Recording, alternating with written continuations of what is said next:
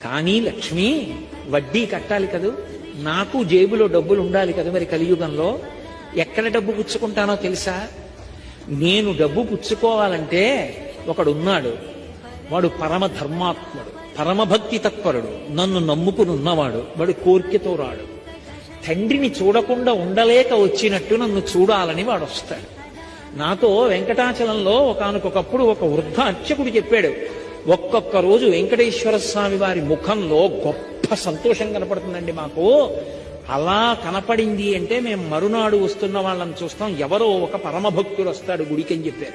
అలాంటి వాడు ఒకడు వస్తాడు లక్ష్మి, వాడు హుండీలో డబ్బులు వేయడానికి ఇలా చేయి పెడతాడు. వాడేం పెద్ద పెద్ద కట్టలు వేయడు, వాడు ఒక పావలా కాసో 2 రూపాయలో వదులుతాడు.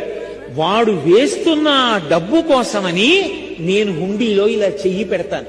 అది మిగిలిన డబ్బులో పడదు, నా చేతిలో పడుతుంది. అది తీసి ధనదుకు వడ్డీ